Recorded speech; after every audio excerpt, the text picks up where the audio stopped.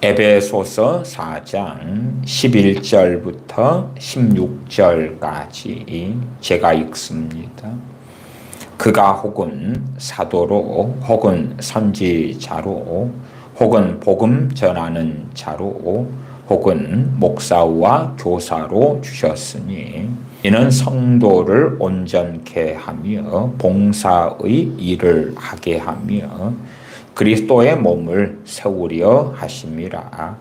우리가 다 하나님의 아들을 믿는 것과 아는 일에 하나가 되어 온전한 사람을 이루어 그리스도의 장성한 분량이 충만한 데까지 이르리니 이는 우리가 이제부터 어린 아이가 되지 아니하여 사람의 괴술과 간사한 유혹에 빠져 모든 교훈의 풍조에 밀려 요동치 않게 하려 함이라. 오직 사랑 안에서 참된 것을 하여 범사에 그에게까지 자랄지라. 그는 머리니 곧 그리스도라. 그에게서 온몸이 각 마디를 통하여 도움을 입음으로 연락하고 상합하여 각 지체의 분량대로 역사하여 그 몸을 자라게 하며 사랑 안에서 스스로 세우느니라. 아멘. 오늘부터 몇 시간에 걸쳐서 오중 사역에 대하여 살펴보려고 합니다. 오중 사역이 뭐냐 하면은 에베소서 4장 11절에 그가 혹은 사도로 혹은 선지자로 혹은 복음 전하는 자로 혹은 목사와 교사로 주셨으니 여기에서 사도, 선지자, 복음 전하는 자, 목사, 교사 그렇게 5가지 직분을 오중 사역의 직분이라 그럽니다. 사도, 선지자를 가지고는 이 세대에 신사도 운동이라는 것이 일어나서 지금 시대에 새로운 사도가 일어났다. 그래서 신사도라 그러고 또한 사도만이 아니라 내가 선지자다 하는 많은 사람들이 일어났습니다. 에베소서 4장 14절을 미리 보면 이는 우리가 이제부터 어린아이가 되지 아니하여 사람의 괴술과 간사한 유혹에 빠져 모든 교훈의 풍조에 밀려 요동치 않게 하려 함이라. 어린아이가 되지 아니하여 요즘에도 간간히 어린아이 납치하는 사건들이 있기도 하지요. 과거에는 어린아이들에 대한 납치가 지금보다는 훨씬 더 많았습니다. 우리 사람이란 존재는요, 식물에 대해서도 동물에 대해서도 다 이해하지 못합니다. 다 이해하지 못하는 걸 넘어서서 과연 우리가 몇 %나 이해하고 있을까요? 심지어 우리가 우리 자신에 대해서는 얼마나 이해하고 있을까요? 아니면 우리의 남편이나 아내나 부모, 형제나 자식에 대해서는 얼마나 이해하고 알고 있을까요? 별로 이해하지 못하고 있을 것입니다. 그러면 우리가 만유보다 크신 전능하신 아버지 하나님, 또한 아들 하나님, 성령 하나님, 삼위일체 하나님에 대하여 억만분의 1인들 이해할 수 있겠는가? 그렇기 때문에 삼위일체 하나님의 교리로 나아갈 때는 겸손함, 그리고 또 겸손함, 그리고 또 겸손함이 필요하지요. 그래서 완전히 내가 다 알았어, 이해했어 하는 데까지 나가려는 목표를 가지고 있다면 그는 이미 출발부터 어리석어지고 만 것이지요. 우리가 이 땅에 기어다니는 개미라도 내가 다 이해했어, 알았어 그럴 수 있는 때는 오지 않을 것입니다만은 어떻게 만유보다 크신 창조주 되시는 하나님을 내가 이 정도면 충분히 이해했어 그럴 수 있단 말입니까? 결혼 생활을 하시는 분들은 자신의 남편과 아내와 수십 년을 살아도 그렇게 다들 고백하십니다. 야, 오래 살았는데도 제 양반을 다 이해하지 못하겠어. 하물며 만유보다 크신 하나님에 대하여 우리가 얼마나 이해하겠는가. 그래서 잘못된 삼일째 하나님에 대한 그러한 지식적인 정보적인 접근을 해나가다 보면 말씀을 벗어나게 되는 일들이 비일비재하죠. 왜? 자기가 추측해서 삼일째 하나님에 대하여 이해하고 알려고 하니까. 아버지와 아들과 성령님께서는 한 분이시다. 본질상 한 분이셔요. 그러면서도 구별되시다. 아버지 보좌 우편에 누가 계십니까? 우리 주님이 앉아 계십니다. 주님이 앉아 계시고 주님께서는 아버지께 우리를 위하여 간구하십니다. 그렇지. 성현경 목사의 양태론처럼 아버지께서 보좌에 앉아 계시고 보좌 우편에서 주님께서 우리를 위하여 기도하시는데 주님이 기도를 하신 다음에 그 다음에 아버지 보좌에 내가 아버지다 하고 딱 앉으셨다가 그다가 다시 또 기도할 때가 되니까 보좌 우편으로 가서 주님 자리 그리스도의 자리에 계시면서 다시 또 기도했다가 원맨쇼를 하시는가? 그렇지 않습니다. 또한 성령님께서도 우리를 위하여 간구하시죠. 나아가서 성령님께서는 하나님의 자녀들에게 아바 아버지라 부르짖게 하십니다. 그 양태론적인 이단 사설론은 변신론이지요. 성령님께서 사람들에게 아바 아버지라 부르짖게 한 다음에 또한 우리를 위하여 말할 수 없는 탄식으로 간구하시는 성령님께서 간구하시다가 다시 그 간구를 받으셔야 되니까 얼른 보좌로 가셨다가 그러다가 듣다가 다시 또 와서 성도를 위해 간구하고 기도하시고 그런 이상한 성경은 없습니다. 없어요. 성령님께서 우리를 위하여 간구하시면 간구하시는 거고 그걸 누가 받으십니까? 아버지께서 받으시죠. 또한 주님께서 우리를 위하여 간구하시죠. 누가 받으십니까? 아버지께서. 그래서 주님께서도 이 땅에 계실 때에 세례 요한에게 세례 받으실 때는 아버지께서 말씀하시고 이는 내 사랑하는 아들이다. 너희는 저의 말을 들으라. 또한 비둘기같이 성령님께서 그 위에 강림하시고 삼일째 하나님께서 함께 역사하시는 장면을 우리가 확인한다. 그 말이에요. 그럼에도 어떻게 본질상 한 분이신지 하는 신비에 대해서는 다 알지 못합니다. 그럼에도 하나이신 하나님. 그리고 성경은 아버지 하나님께서 역사하시고 말씀하시고 일하시는 것 또한 구약에도 선지하신 그리스도께서 어떻게 역사해 오셨는가. 신약에 사람 몸을 입고 오신 주님. 그러나 구약에도 다윗도 아브라함도 모세도 주님을 배웠고 알았어요. 사람 몸을 입고 오시기 전에 주님은 언제나 이 땅에 계셨지요. 언제나 계셨지요. 그러나 어리석어진 사람들은 주님을 뵙지 못했지만 다윗은 주님을 배웠고 아브라함도 주님을 배웠고 모세 같은 하나님의 사람도 주님을 배웠다. 그 말이에요. 그리고 약속하시고 말씀하신 대로 사람의 몸을 입고 이 땅에 오셨지요. 그리고 또한 성령님께서는 구약에도 역사하셨고 신약에도 역사하셨고 주님 세례 받으실 때도 역사하셨고 세례 요한에게는 그가 모태로부터 성령 충만하도록 역사하셨고 그럼에도 또한 오순절에 성령님 강림하시고 믿는 자들 가운데 역사하시고 또한 그 성령님으로 세례를 침례를 주님께서 베푸셨다. 주님께서 아버지께 약속하신 성령님을 구하여 성령님을 보내셨다. 또한 여전히 지금도 성령님을 보내시며 성령님으로 세례 주시고 성령님을 부으시는 사역을 주님이 하고 계시다.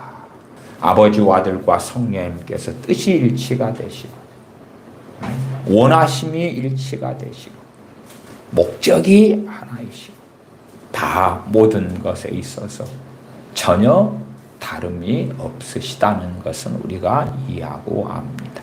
삼위일체 하나님에 대하여 우리는 정말 천만분의 일, 억만분의 일도 이해할 수 없는 사람들입니다만은 그럼에도 잘못 가서 일신론에 빠지거나 혹은 잘못 가서 삼신론에 빠지거나 하는 어리석음이 되지 않아야 됩니다. 우리는 삼위일체 하나님을 믿습니다. 참 어려운 이야기죠. 그럼에도 성경이 가는 데까지만 가고 말씀에 기반하고 기초하여 믿어야 됩니다. 다시 14절을 보면 이는 우리가 이제부터 어린아이가 되지 아니하여 어린아이가 되면 정말 삼위일체 하나님 같은 경우는 천만분의 일, 억만분의 일도 우리가 이해 못합니다. 그렇기 때문에 쉽게 사람들의 현혹과 미혹에 넘어갈 수 있는 거예요. 이건 이렇다더라, 저건 저렇다더라. 정말 일신론이나 삼신론은 성경을 통하여 잘못됐다는 것은 쉽게 구별할 수가 있습니다. 그러나 어린아이가 되면 여호와 하나님께서 예수님으로 변신하셨어. 그래서 하나님이 말씀하시다가 그 다음에 하나님이 하나님 아들로 태어났다가 사람 몸을 입고 오셨다가 사람 몸을 입고 오신 다음에는 이제 하나님이 누가 되시는 거예요? 아버지가 아들이 되시는 거라. 성경에는 그런 게 없어요. 성경에는 그런 게 없어요. 아버지는 아버지시고 아들은 아들이시고 성령님은 성령님이십니다. 그렇게 행해 오셨고 말씀해 오셨고 역사해 오셨어요. 신약에 성령님께서 말씀하셨다. 그러면 성령님께서 말씀하신 거예요.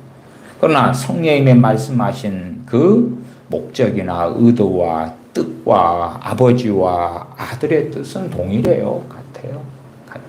그럼에도 주님께서 말씀하신 건 주님이 하신 거예요. 대신에 주님께서 이 땅에 오셔서 말씀하실 때 무엇이라고 하십니까? 나는 자의적으로 말하지 않는다. 아버지께서 내게 말씀하신 것을 나는 한다. 그러니 주님의 말씀은 아버지의 말씀과 동일합니다만은 그러나 그걸 전하는 이는 누굽니까? 주님이셔요. 주님, 아들 대신 주님이셔요. 삼위일체에 대하여 간략하게 조금 이야기했습니다. 지금 시대에도 이러한 삼위일체에 대한 현혹들이 여전히 많고 그리고 잘못된 현혹과 유혹에 빠져서 14절에 보면 사람의 괴술과 성경을 이용해서 이러쿵저러쿵 말장난을 하는 거예요. 그리고 속임수를 쓰면서 잘못된 것으로 이끌어 갑니다. 사람의 괴술과 간사한 유혹에 빠져 모든 교훈의 풍조에 밀려 여동치 않게 하리 함이라. 여동치 않게 하려고 이 오중사역 또한 오중사역자를 세웠다 하는 것입니다. 물론 사도와 선지자에 대해서는 참 우리가 알기가 어렵습니다. 그래서 이 사도에 대하여 또 얼마간 설명드리고 선지자에 대하여 복음 전하는 자와 목사와 교사에 대하여서 설명을 얼마씩 드리려고 그럽니다. 물론 저는 이 오중사역 가운데 가장 지금 시대에 설명이 많이 필요하다 할 때에는 복음 전하는 자하고 목사하고 교사 이 뒤에 있는 세 번째, 네 번째, 다섯 번째에 대하여 좀 더 설명을 많이 드리려고 생각하고 있었습니다만은 그래도 사도와 선지자에 대하여 설명을 안 하고 지나갈 수는 없지요. 오늘은 첫째는 이 오중사에게 필요성에 대하여서 이 목적성에 대하여 왜 이 다섯 가지 사역과 사역자가 필요한가 하는 것을 먼저 좀 봐보십시다. 11절부터입니다. 그는 우리 주 예수 그리스도입니다. 그가 혹은 사도로 혹은 선지자로 혹은 복음 전하는 자로 혹은 목사와 교사로 주셨으니 이는 성도를 온전케 하며 봉사일을 하게 하며 그리스도의 몸을 세우려 하심이라. 12절에 이는 성도를 온전케 하며 봉사일을 하게 하며 그리스도의 몸을 세우려 하심이라. 이 오중사역 5개의 사역이 중요한 것은 성도를 온전케 하기 위하여, 또한 봉사일을 하게 하기 위하여. 봉사일은 각 지체들마다 각자의 부르심과 사명이 있지 않습니까? 어린아이가 태어난 다음에 그 다음에 어린아이의 각 지체들은 제대로 된 역할을 잘하지 못합니다. 성장하고 자라가야지만이 제대로 된 역할을 하지 않겠습니까? 아이가 태어난 다음에 아이의 다리가 있다 그러면은 그 다리로 태어난 다음에 바로 걷지는 못하잖아요. 얼마 이상의 성장의 시간이 필요하지요. 팔도 그렇고 또한 몸의 각 지체의 부분들도 마찬가지가 됩니다. 심지어 갓 태어난 아이는 자신의 머리도 잘 지탱을 못하기도 하지요. 그래서 성장하지 않는다면 봉사일을 할 수가 없어요. 성장하지 않으면. 왜?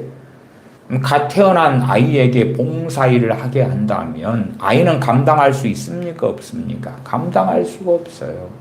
그것처럼 영적인 성장과 성숙이 되어져 갈 때에 봉사일을 할 수가 있어요. 봉사일을 한다 그 말은 그냥 바퍼 봉사하는 거, 주차장 봉사하는 거, 성가대 봉사하는 거, 단지 그런 것만을 이야기하지 않습니다. 그런 봉사라는 것은 전체 그리스도의 지체들이 하는 봉사의 아주 작은 부분을 차지할 뿐입니다. 물론 우리들이 가진 이해는요, 그렇게 외면적인, 표면적인 그런 봉사들을 대부분의 것으로 만드는 경향이 있어요.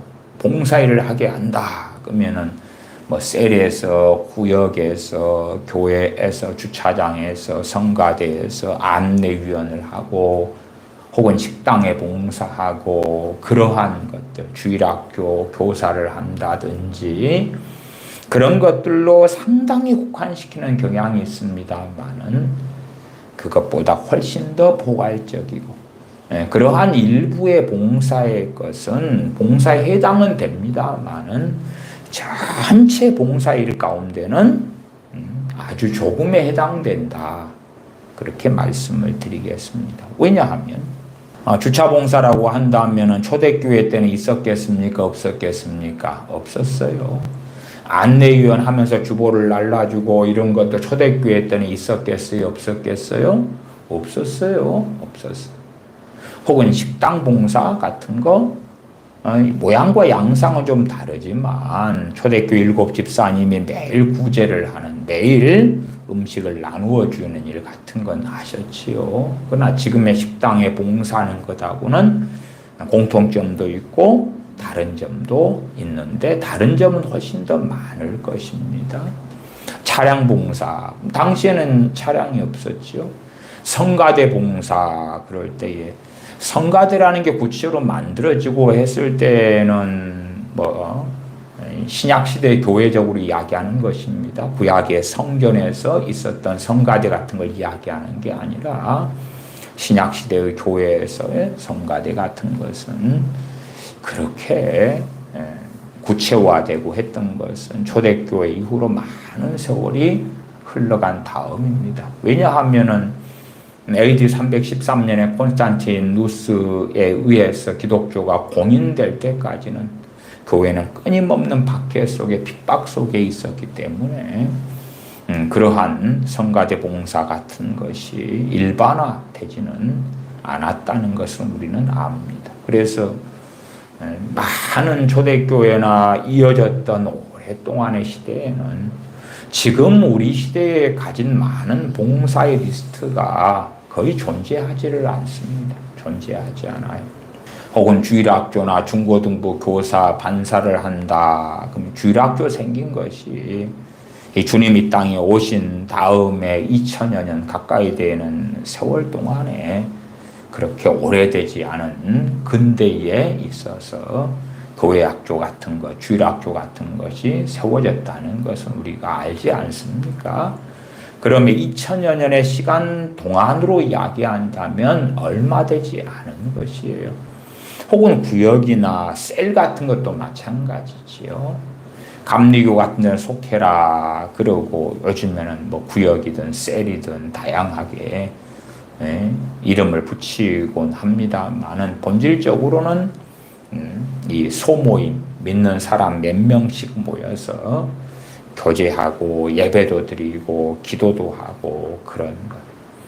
그런 것이야 본래적으로 있었습니다만은 구역장이네, 인도자네, 혹은 옛날로 하면 권찰이네, 셀 리더네, 그런 것을 구체화시킨 것도 근래에 들었다는 것은 우리가 다 이해하고 알고 있습니다.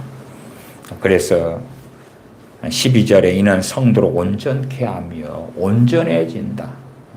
각 지체들마다의 성장이 있고 성장하면서 기능을 할 수 있지요. 온전케 되어야지 그리스도의 몸을 세우려 하십니다. 그때에 그리스도의 몸이 교회잖아요. 교회가 강건해지고 굳건해지고 제대로 기능을 하는 거예요. 기능을 해. 아이가 태어난 다음에 자라고 성장하면서 못된 아이가 되기도 합니다. 그러면 그것은 제대로 된 기능을 한다고 말할 수가 없지요. 왜? 못되니까. 못된 아이. 못된 아이에 대해서 유감스럽게 부모들은 그렇게 생각하기도 합니다. 참, 저 자식이 태어나지 않았더라면 혹은 낳지 않았더라면 후회하는 부모들도 있다. 그 말이에요. 근데 어떤 아이들은 이제 바르게 변할 여지가 있으니까 그런 후회까지는 하는 부모도 적겠습니다만은 어떤 아이는 항상 사고치고 감옥에 들어가고 전과자가 되고 폭행하고 알코올 중독에 마약 중독에 그렇게 해서 너무나 잘못된 길을 걸어가 심지어 사람을 살인하고 죽이고 강도질을 해요. 그 정도 올 때에는 부모들은 한탄하죠. 단식하죠. 왜 낳았던가 단식할 수밖에 없죠. 그런 것은 아이가 성장해 성인되고 어른 되었다 해도 사람 무시한다 그런 것이 아니다 그 말이에요. 교회가 바르게 세워진 다음에 올바른 기능을 해야지. 교회가 항상 쌈박질이나 하고 시기하고 질투하고 미워하고 그렇게 되면 그 교회는 무너져 가는 것이고 쇠락해져 가는 것이고 주님께서는 그 몸된 교회를 기뻐하지 아니하실 수밖에 없지요. 하나님의 선민 이스라엘이 하나님의 그 사랑받은 이스라엘이 하나님께 반역하고 잘못된 길을 걸어갔을 때에 전능하신 아버지 하나님께서 이스라엘을 심판하실 수밖에 없었던 구약의 많은 일들, 심지어 신약의 일들까지 우리는 봅니다. 그래서 신약에서는 AD 70년에 로마의 지도장군에 의해서 예루살렘과 그 성전을 다 무너뜨리고 멸망시켜 버리시고야 많은 것을 우리는 압니다. 13절에 우리가 다 하나님의 아들을 믿는 것과 아는 일이 하나가 되어 믿는 것과 아는 일. 하나님의 아들을 믿는 것과 아는 일. 하나님의 아들은 우리 주 예수 그리스도시죠. 믿는 것. 누구로 믿습니까? 단지 구원자로만 믿는 것이 아닙니다. 구세주로만 믿는 것이 아닙니다. 우리 주님을 우리의 임금으로서, 우리의 왕으로서, 또한 우리의 구주로서 믿는 것입니다. 임금과 구주, 혹은 주와 구주, 주와 구주, 임금과 구주. 임금 아래 신하들이 있다 그러면은 신하들은 임금의 말을 들어야 하지요. 물론 사람 임금이란 불완전합니다만은 임금 대신 왕 대신 주님은 전혀 불완전하심이 없고 완전하십니다. 그래서 믿는다. 예수 그리스도를 우리의 주로 믿는다. 주란 뜻은 주인이다. 그 뜻입니다. 과거에 노예제도가 있었을 때 주인이 노예에게 좌로 가라 하면 좌로 가고 우로 가라 하면 우로 갔지요. 그것처럼 주님께서 우리를 이끌어 가시는 것을 우리는 따라가야 하죠. 그런다 해서 우리의 어떤 자유의지가 없다 그런 건 아닙니다. 참 신비롭죠. 어떤 것은 우리에게 좌로 가라 또한 우로 가라 앞으로 가라 말씀하시지만 또한 많은 부분에 있어서는 우리의 선택을 존중하실 때도 많습니다. 생각해 보십시오. 우리가 예배를 드릴 때 강제적으로 예배를 드립니까? 그렇지 않습니다. 강제적으로 예배해라 해서 예배하는 걸 기뻐하심보다 자원하는 심령으로 예배하는 걸 더 기뻐하시기 때문에 또한 강제로 이번에는 감상금을 얼마를 내라 그렇게 하시지 않지요. 어떤 예외는 있을지 모르겠습니다. 그러나 일반적으로 우리 안에 자원함으로 진정한 감사로 전능하신 아버지와 아들과 거룩하신 성령님 삼일체 하나님을 기뻐하고 즐거워하기 때문에 드리는 그러한 감사의 예물 헌금이라면 그렇게 자원함으로 하나님께 드리는 것을 기뻐하고 원하시는 거죠. 그렇지?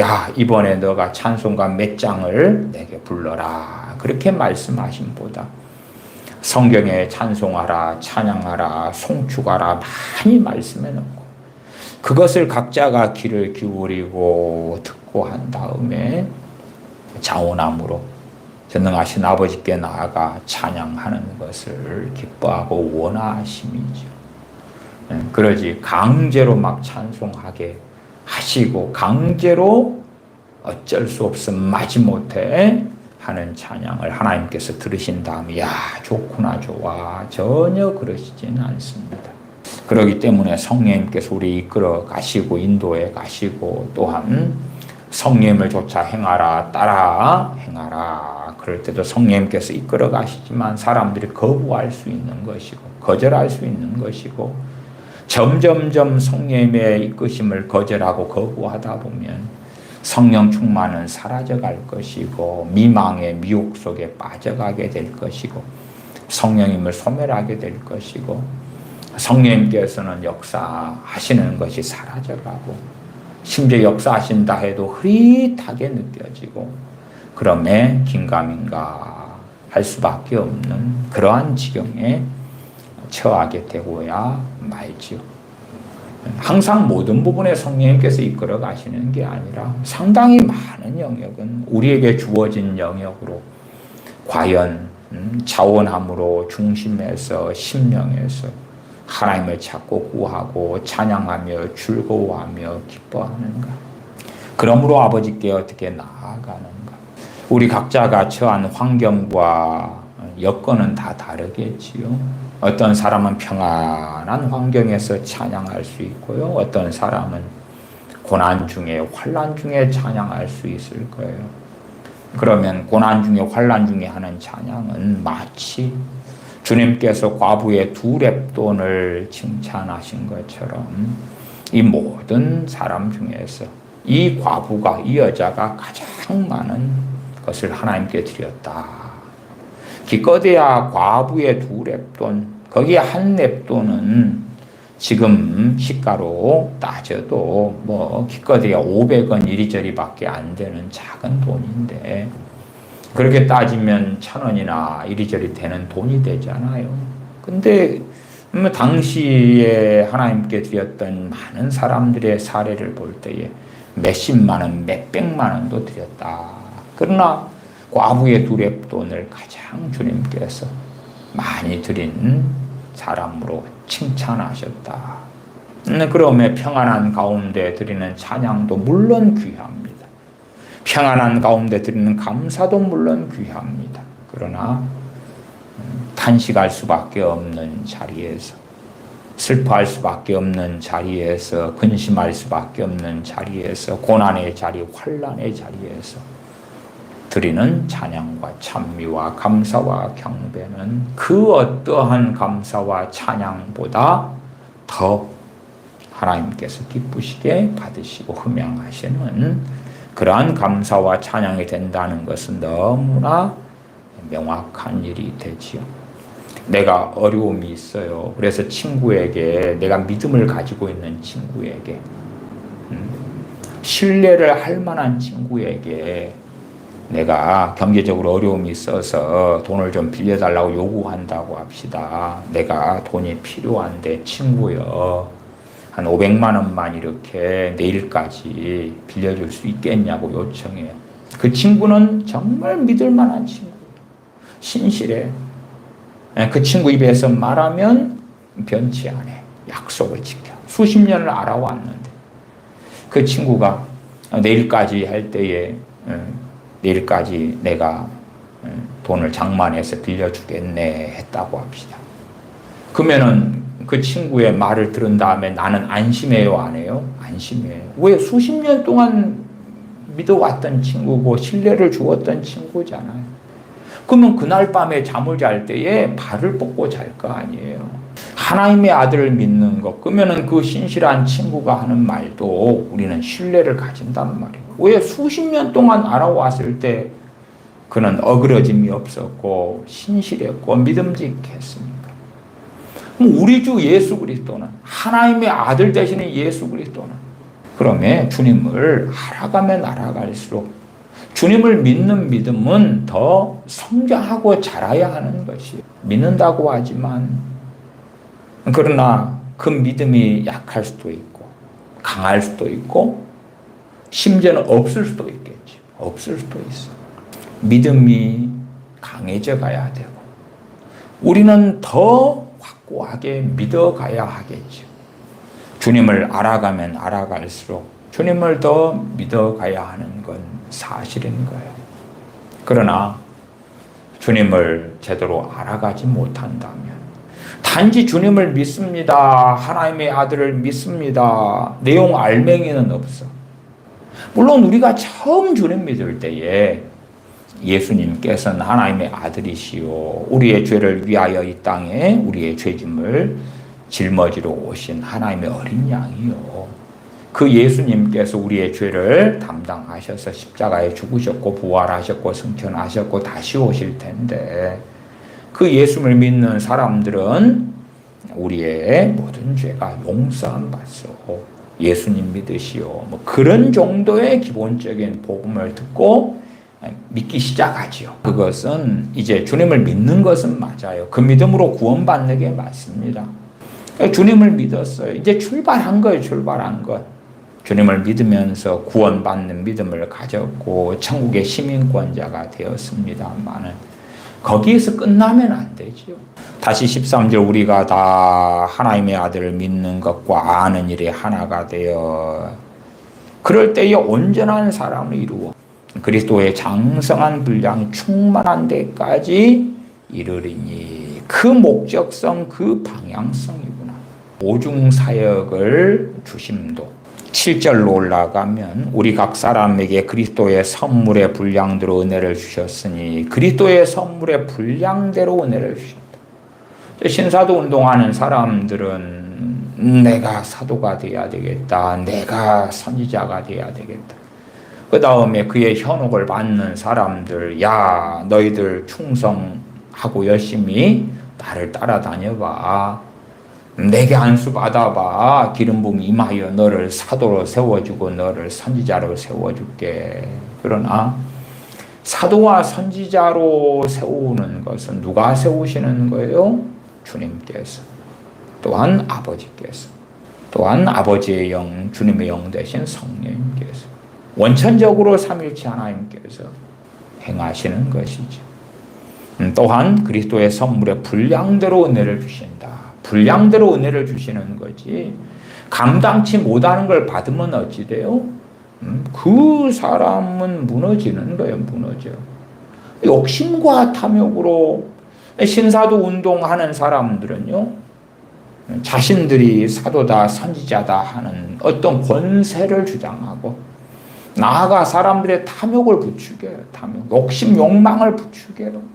마치 이 청소년 집회 같은 데 가면 주로 청소년들을 막 현혹하는 것 중에 하나가 뭐냐 그러면 야, 예수님 믿어가지고 하면 위대한 인물이 될 수가 있어. 놀랍게 세상에서 우뚝 설 수가 있어. 소위 말하면 너희들이 개천에 있잖아. 그럼 예수님을 잘 믿으면 개천에서 용나는 게 될 수가 있단 말이야. 하나님을 잘 섬겨서 다니엘이라는 소년이 총리가 됐어. 바벨론 제국의 총리가 됐어. 바사 페르시아의 총리까지 됐단 말이야. 바벨론의 총리, 그 다음 메데 바사와 페르시아의 총리까지 됐어. 요셉이 있잖아. 요셉이 비참하게 노예로 살았는데 하나님을 잘 믿었어. 그러니까 이집트란 나라의 총리가 됐어. 그러면 청소년 여러분도 예수님을 잘 믿으면 그런 위대한 인물이 될 수가 있는 거예요. 그러면서 막 현혹하고 가문이설을 하는데 분량에 따라서 그러는 거예요. 분량에 따라서. 여러분 풍선이 있을 때 풍선을 불잖아요. 그러면은 더 과도하게 불면 어찌 돼요? 뻥 하고 터지죠. 그러니까 사도나 선지자나 복음 전하는 자나 목사나 교사나 이런 사역적인 오중 사역이 있고요. 오중 사역. 그 다음에 고린도전서 12장으로 가면 하나님께서 교회 중에 맷을 세우셨으니 첫째는 사도요, 둘째는 선지자요, 셋째가 교사요. 그 다음이 능력이요. 능력이요, 그 말은 능력 행하는 자를 이야기하지요. 그 다음은 병 고치는 자, 그 다음은 서로 돕는 것. 이렇게 이어져 갈 때에 하나님의 교회 중에 맷을 세우셨어. 첫째가 사도야. 나 사도 되고 싶어. 둘째가 선지자야. 나 선지자 되고 싶어. 셋째가 교사야. 나 교사 되고 싶어. 그러나 신사도 운동가들은 거기에 현혹된 사람은 아니야. 사도, 선지자. 이게 가장 중요해. 그렇게 빠지는 것이죠. 그런 사람들은 고린도전서 12장의 전반적인 것을 보지 않은 것입니다. 전반적인 걸 보거나 깨닫지 않은 것이에요. 그래서 마치 주님의 제자들이 누가 높으냐 요한과 야고보 사도가 자신의 모친과 함께 와서 주님의 좌우편에 내 자식들을 앉게 해주세요. 주님의 좌우편에 앉는 그 영광을 주세요. 했던 것처럼 높아지려는 욕망 속에 높아지려는 욕망 속에 그러한 욕망으로 인하여서도 그렇습니다. 참 많은 사람들이요. 하나님께 콜링, 하나님께 부르심을 안 받고요. 그리고 목사나 선교사의 길로 들어갑니다. 하나님께서 부르셔야 돼. 우리가 불신자였다가 그리스도인이 되는 것도 하나님의 부르심이 있습니다. 하나님의 부르심이 있기 때문에 믿게 되는 것이에요. 물론 하나님이 부르셔도 거부하는 많은 사람들이 있습니다. 하나님 부르신다 해서 다 응답하는 건 아닙니다. 그래서 주님께서 종들을 보내서 가치가 있다고 불러라. 거부하잖아요. 나는 결혼했어요. 나는 밭을 샀어요. 나는 뭐가 있어요. 거부하잖아요. 거절하잖아요. 하나님 부르시기 때문에 우리는 믿을 수 있는 거예요. 그러나 부르신다 해서 다 응답하는 건 아니에요. 감사하게 하나님께서 부르실 때에 우리는 기꺼이 응답했지요. 그러나 하나님 부르심 없이 응답할 수는 없는 거예요. 그 하나님의 자녀로서의 부르심이 있고 그것 말고 하나님께서 그들을 사용하시기 위하여 일반적 지체됨 속에서가 아니라 소위 우리가 이해하고 있는 대로는 주의 종으로서의 부르심으로서 부르시는 콜링이 있단 말이에요. 소명이라 그래요. 하나님의 자녀로서의 부르심도 소명이고요. 그러나 그것 말고 이제 주의 종으로서의 부르심이 있어요. 소명. 그러나 하나님께서 하나님의 종으로 부르시지 않았는데 많은 사람들이 그 자를 욕망을 해왔어요. 그 다음에 대한민국 같은 데서는 돈 내고 신학교 다니고 신학교 졸업하고 그 다음에 목사 안수 받으면 목사가 되는 거잖아요. 그래서 스스로 목사의 길에 들어가서 그래서 하는데 문제는 불법이 되는 거죠. 불법이 되는 거죠. 삼성 회사의 직원도 아닌데 내가 삼성맨이라고 사칭하고 다니면 어떤가요? 불법이잖아요. 불법. 또 누가 검사도 아닌데 내가 검사라고 사칭하면 어찌 되나요? 불법이잖아요. 누가 목사다, 선교사다 해도 물론 그 판단은 하나님만이 아십니다. 근데 유감스럽게도 많은 사람들 가운데 목사 사칭, 물론 교회법적으로는 불법은 아니에요. 교회법적으로는 신학교 나오고 목사 안수 받으면 또 아니면 선교사로 이제 파송 갈 수도 있고 아니면 스스로 선교사로 갈 수도 있어요. 파송하는 곳이 없어도. 거기에서 불법이냐 합법이냐는 하나님께서 그를 보내서 목사가 되고 하나님께서 부르고 보내서 선교사가 되면 합법이고 그러나 스스로 그렇다면 하나님이 보내서 그 다음에 거기에 화답해가지고 하면 합법이고요. 아무리 교회법적으로는 신학교 나오고 목사 안수 받았는데 하나님이 안 불러서 그랬다면 불법이 되는 거예요. 불법.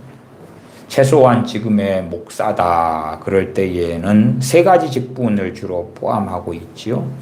복음 전하는 자, 그 다음에 목사와 교사. 이 세 가지 직분을 다 토탈해서 목사. 그 다음에 지금 시대에도 사도와 선지자가 있느냐 이제 그런 질문에 있어서 그냥 간단하게 지금 시대는 사도와 선지자가 없다 그렇게 해서 신사도 운동이 잘못했다 반론하는 사람들 굉장히 많아요. 저 같은 경우는 지금 시대에도 사도와 선지자의 직분은 유효하다 그렇게는 말씀을 드려요. 이 사도와 선지자가 지금도 있느냐 그리고 말씀을 좀 깊이 있게 살펴볼 때에 그럴 때에 이제 신사도 운동이 있으니까 무조건 지금은 사도와 선지자가 없어 그렇게 해버릴 때에 말씀을 깊이 있게 연구하는 사람들이 신사도 운동의 논리에 빠져버리는 문제도 많이 생겨요. 왜냐하면 성경을 잘 살펴볼 때에 사도와 선지자가 지금도 있는데 그런데 왜 저들은 부정해? 그렇게 가면 사람들이 오히려 더 현혹되기가 쉽죠. 저는 지금도 여전히 사도와 선지자는 있을 수 있다. 그렇게 말씀을 드려요. 그에 대해서는 말씀을 설명해 가면서 논증을 해야 되는 것이고요. 최소 논증으로 말씀을 드린다면 요한계시록 11장에 보면 요한계시록 11장에 두 증인, 두 선지자가 등장합니다. 그러면은 사람들의 기본적인 논리는 뭐냐 그러면 물론 저는 신사도 운동이 얼마나 잘못됐고 미혹됐는지를 오랫동안 말씀드리고 왔어요. 많은 설교로 이야기해 왔습니다. 그러나 그렇다 해서 사도나 선지자가 없다? 물론 제게 사도 요한 이후로 사도는 누구냐 할 때 저는 한 명도 알지 못합니다. 한 명도 누가 사도다? 그렇게 말할 수 있는 사람을 한 명도 알지 못합니다. 그 다음에 누가 선지자냐? 그럴 때에 저는 잘 알지 못합니다. 선지자나 그 말은 핵심이 뭐예요? 첫째는 하나님의 말씀을 받아서 증거하는 사람. 그 다음 일반적 선지자 뜻은 예언자 그렇게도 말할 수 있고 혹은 선지자와 선견자가 함께 쓰이기도 했습니다. 하나님께서 그에게 미래를 보여주시는 거죠. 될 일을 보여주시는 거죠. 미리 보여주고 알게 하니까 되어질 일을 증거하는 거예요. 그러한 선지자. 그러한 선지자들은 사도 요한 이후로는 몇 명쯤은 그래도 누구 정도는 될 수 있겠다. 그런 것은 저는 있을 수 있다고 봐요. 그러나 그럼에도 원천적으로는 누가 사도다, 누가 선지자다 하는 건 중요하지 않다. 중요하지 않다. 정말로 누가 부르심 받은 사람이 그 부르심에 따라서 주신 선물의 분량에 따라서 충성되게 어떻게 그 자리에서 부르심 받은 대로 섬기는가 하는 것이 가장 중요할 뿐이다. 그러하지 누가 높네 따지는 어리석음처럼 야 나는 사도다, 나는 선지자다, 거기에 매몰되어 가면 오히려 그것을 통하여 사람들을 미혹시키는 악한 일에 들어가게 된다. 저 정치운동하는 광화문의 정광훈 씨 같은 경우는 계속하여 주장해 왔지 않습니까? 자기가 누구다고요? 자기가 선지자라고. 선지자의 말을 들으라고.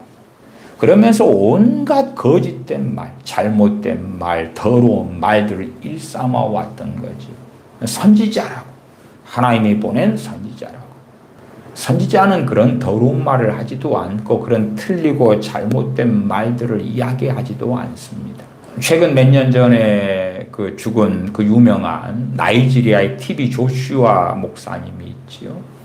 크루세이드를 통해서 전 세계 곳곳에 다니면서 치유 사역과 축사 사역을 많이 하기도 했습니다. 우리나라 대한민국에도 한 2번 오기도 했지요.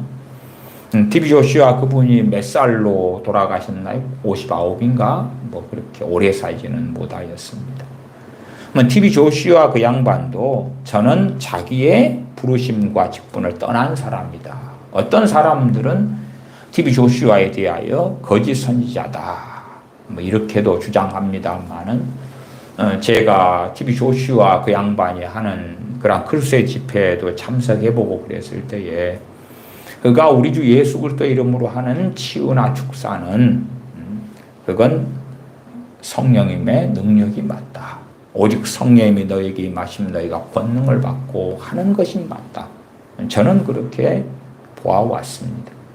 그러나 그렇다 해서 그가 해왔던 것이 다 옳으냐? 그러면 전혀 그렇지 않고 무엇보다도 그는 자칭 선지자였어요.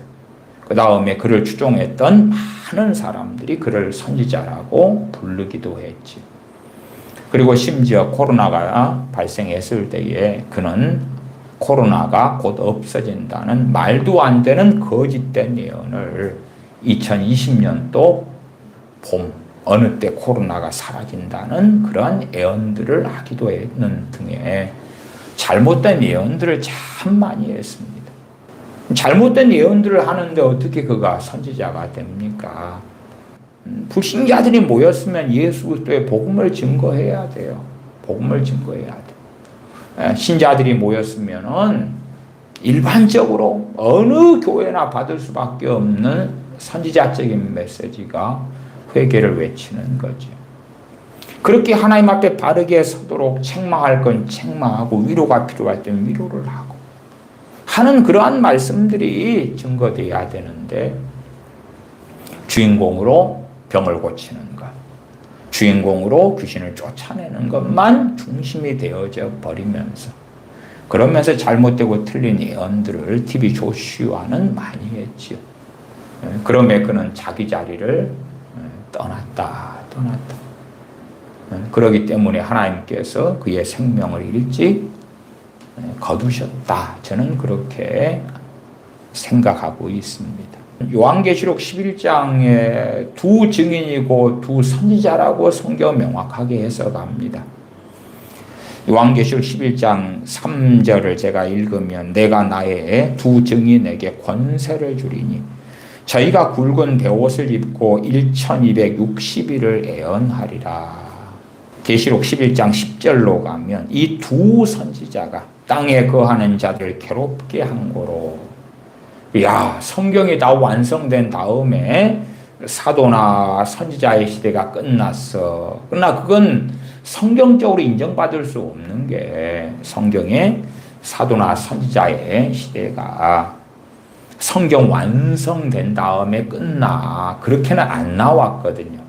그 다음에 그렇게 나왔다 그러면 두 선지자는 등장할 수가 없는 거예요. 두 교사가 등장하거나 아니면 두 목사가 등장하거나 아니면 두 복음 전도자가 등장하거나 나아가서 에베소 4장 11절에 오중사역이 나오는데 뭐 어떤 것은 끝났는데 어떤 건 지속된다는 것도 이상하잖아요. 요한계시록 완성한 다음에도 사도 요한은 살아있어요? 바로 돌아가셨어요? 살아있어요? 몇 년 이상은 더 일반적으로 생존하셨다는 걸로 우리가 알고 있어요. 어쨌든 오중사역에 대해서는 특별히 사도와 선지자에 대해서는 어려움이 있고, 그래서 내가 사도네 그런 신사도 운동가들에게도 많이 사람들이 빠지고 현혹됐지만은 그런 신사도 운동이 아니고서도 정광훈 같은 사람이 내가 선지자네 그럴 때 얼마나 많이 추종하고 따르며 현혹되어 왔습니까? 물론 저는 지금도 선지자가 있다. 그러나 누가 선지자다 그럴 때 잘 모르겠다. 잘 모르겠다. 그리고 최소한 열매로 그를 알 것이다. 그리고 성경적으로 선지자의 사역은 이러이러한 것이다.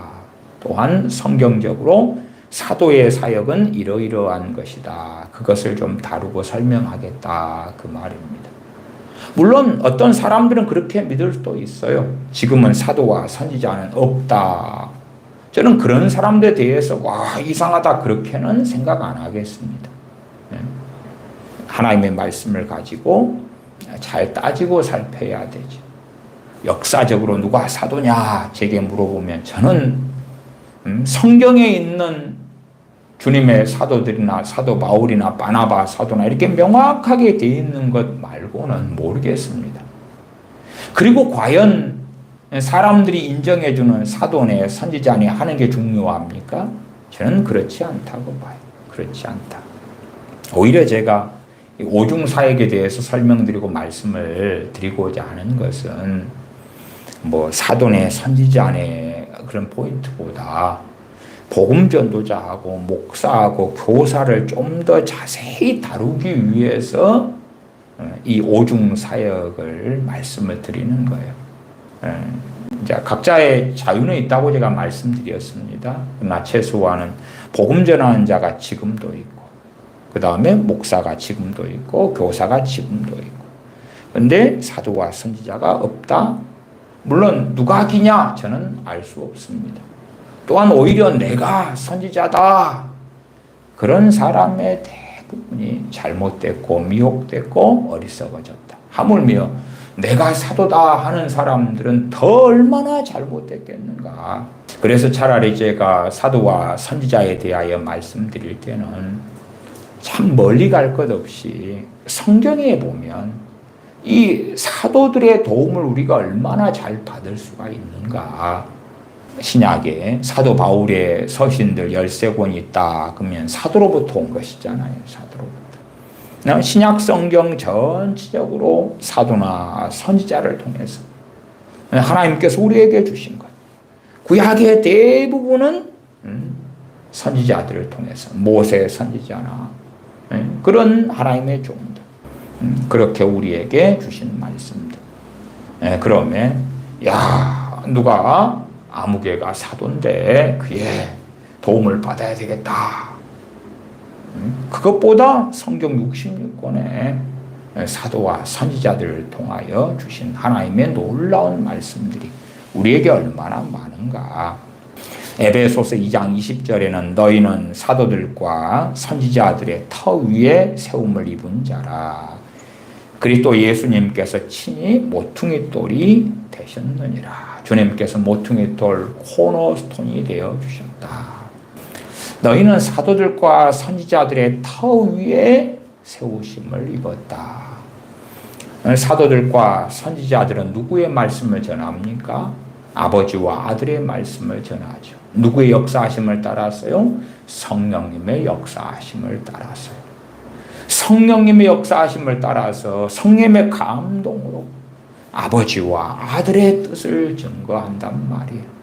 사도들과 선지자들이 자신의 정욕, 자신의 뜻, 자신의 욕망을 전하는 게 아닙니다.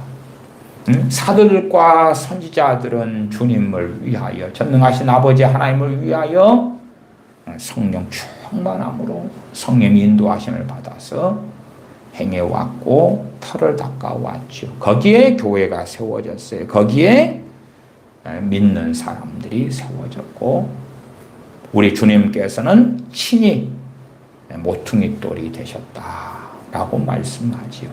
이 세상에서 선지자를 찾아서 나한테 선지자여 미래를 알려주시오, 미래에 대한 예언을 해주시오 한다면 이미 그 사람들은 14절에 이는 우리가 이제부터 어린아이가 되지 아니하여가 아니라 어린아이로 만년 어린아이로 남아있어서 사람의 괴술과 간사한 유혹에 빠져서 모든 교훈의 풍조에 밀려서 요동하는 삶을 살고야 만다 하는 것이에요.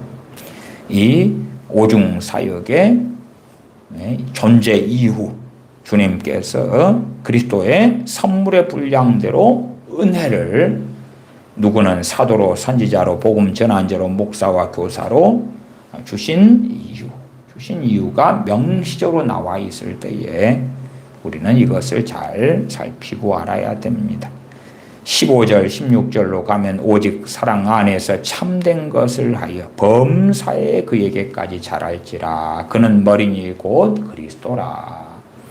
주님에게로 각 신자들이 자라게 하려고 또한 주님의 몸된 교회가 자라게 하려고 주님을 닮고 주님과 동행하고 주님의 뜻을 행하고 주님을 영화롭게 하고 또한 주님께서 그렇게 원하시는 전능하신 아버지 하나님을 마음을 다하여 뜻을 다하여 성품을 다하여 목숨을 다하여 사랑하고 이웃을 형제를 몸처럼 사랑하는 그러한 삶을 살게 하는 것, 그러한 사람이 되도록 이러한 5가지 직분 사역 사명자들을 세우셨다 하는 것이지요. 16절 그에게서 온몸이 각 마디를 통하여 도움을 입음으로 연락하고 상합하여 각 지체의 분량대로 역사하여 그 몸을 자라게 하며 사랑 안에서 스스로 세우느니라. 우리가 이 머리를 생각할 때 머리가 뇌잖아요. 뇌에서 호르몬 등을 통하여 각 지체들의 명령을 하죠. 뇌에서 심장을 뛰도록 주기적으로 계속 명령하고 우리가 눈꺼풀을 깜빡이도록 명령하고 숨을 쉬도록 명령하고 호흡하도록 또한 각 세포들의 명령을 통해서 세포가 생로병사하죠. 새롭게 세포가 태어나고 또한 죽고 혈관을 돌아다니면서 양분을 공급하고 산소를 공급하고 노폐물을 정리하고 뇌에서 계속하여 명령하죠. 16절에 그에게서 머리 대신 주님에게서 온몸이 각 마디를 통하여 도움을 입음으로 연락하고 상합하여 각 지체들이 서로 돕고 그러나 원천적으로 주님으로부터 그러니까 우리가 어떠한 잘못도 범치 않아야 되냐 하면은 어떤 사람이 일생을 다 보면서 소위 빌리그레암 목사님 같이 말년에 잘못된 복음에 대한 이야기, 예수님을 알지 못해도 구원받는 것 아니냐 등등의 괴이한 이야기를 하는 걸 본 다음에 그의 인생 전체를 평가하면서 그가 잘못된 사람이었어. 처음부터 그는 적그리스도였어. 그런 것은 안 되는 것입니다. 안 돼요. 그렇게 따지면 말년의 솔로몬은 여자들을 따라서 온갖 우상으로 달려갔어요. 그러니까 잠언도 잘못됐어. 그러니까 아가도 잘못됐어. 전도서 잘못이야. 그런 것은 잘못된 거다 그 말이에요. 사울왕도 마찬가지예요. 그가 자살로 인생을 마감했고 무엇보다도 하나님을 배반했고 하나님께서 그를 버리셨어요. 그리고 그는 잘못된 길을 살다가 죽었어요. 그러니까 사울 왕이 처음부터 하나님의 세운 왕이 아니었어. 처음부터 잘못했어. 그런 것은 잘못된 것이다 그 말이에요. 저는 이 오중 사역 가운데 빌리그레암 목사님 같은 이는 복음 전하는 자였다. 복음 전하는 자였다. 1973년에 여의도에서 빌리그레암 전도 집회를 했을 때에 8만 몇천 명이 그의 전도를 통해서 주님께 돌아왔어요. 당시에 빌리그레암 전도 집회를 통하여 돌아온 사람들이 대한민국의 부흥과 성장을 견인했던 많은 주의 종들 또한 많은 하나님의 백성들이 되었다는 것, 그것은 역사적인 사실이 되어집니다. 그러지 그러한 빌리그레암 같은 전도자를 통하여 세계에 얼마나 많은 사람이 주님께 나왔는가. 그러나 그럼에도 그가 어리석어졌을 때에 마치 히스기야 왕이 교만해지고 어리석어지는 것처럼 그러한 일들이 누구에게라도 벌어질 수 있기 때문에 우리가 깨어 있어야 되고 겸손해야 되고 기도에 힘써야 되는 것이다. 그렇지 않을 때 우리는 누구든지 어리석어질 수 있는 거지. 한 사람의 인생을 두고 그가 이런 일에 잘못이 있기 때문에 이런 일에 부족함이 있기 때문에 그가 해왔던 인생 전체를 부정할 수는 없는 거다. 이러한 오중사역의 필요성은 이 에베소서 4장 오늘 본문에 정말 명확하게 많이 나와 있습니다. 유감스럽게 이러한 오중 사역자들이 일어나지 않고 또한 오중 사역자들이 바르게 하나님께 쓰임받지 않을 때에 또한 교회가 깨어있지 않으면 이 부르심을 받는 사람들이 적어지고 없어지고 사라져 가겠지요. 그래서 제가 오중 사역에서 포인트를 상당히 맞추는 것은 복음 전하는 자와 목사와 교사의 포인트를 많이 맞춘다고 말씀을 드렸습니다. 이러한 이들이 있을 때에 12절에 성도가 온전케 되고 봉사일을 하게 되고 그리스도의 몸을 세우게 된다. 또한 그럴 때에 이 오중 사역자들을 통하여 하나님의 말씀이 바르게 증거될 때에 어떠한 사도든 어떠한 선지자든 어떠한 복음 전하는 자든 어떠한 목사와 교사든지 간에 무엇을 전하는 자들입니까? 하나님의 말씀이 핵심이에요. 하나님의 말씀. 하나님의 말씀이 핵심이에요. 하나님의 말씀. 선지자들도 하나님의 말씀을 전하는 사람들이죠. 하나님의 뜻을 전하는 사람들이에요. 선지자들도 구약의 선지자들도 단지 미래의 일만이 중심이 되는 게 아닙니다. 미래의 일도 포함되었지만 현재의 하나님 백성의 잘못된 상태에 대하여 책망하고 회개를 촉구하고 돌아오라고 하는 메시지가 더 핵심이었다. 더 핵심이었다. 그 가운데 이제 구약의 선지자들 같으면 오실 메시아에 대하여 주님의 초림에 대하여 이사야 선지자가 많이 예언했고 그러나 그럼에도 정말 많은 부분은 이스라엘 백성들 그들이 하나님에 대해 배반하고 죄악을 짓고 잘못된 길을 걸어감에 대하여 책망하고 하나님께 돌아오도록 하는 것이 그의 메시지 가운데 얼마나 많았는가. 마찬가지로 대부분의 선지자들이 그러했습니다. 그러면 누가 어떠한 오중 사역 가운데 뭐다 하는 게 중요한 게 아니라 정말 하나님의 말씀을 증거하는 것. 더군다나 복음 전도자는 이제 예수 그리스도의 복음을 증거하는 데 특화된 사람들이죠. 특화된 사람들. 마치 전도자 빌립처럼요. 그런 이야기는 이제 이어지는 시간들에 더 살펴보려고 합니다. 기도하겠습니다.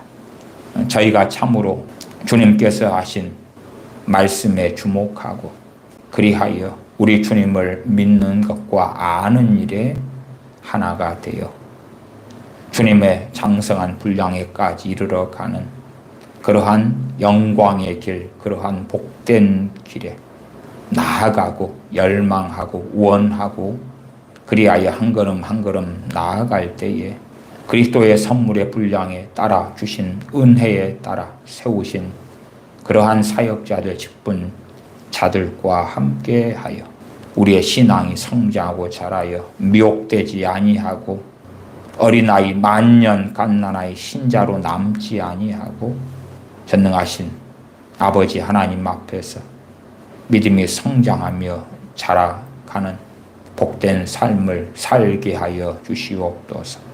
우리 주 예수님의 이름으로 기도하옵나이다. 아멘.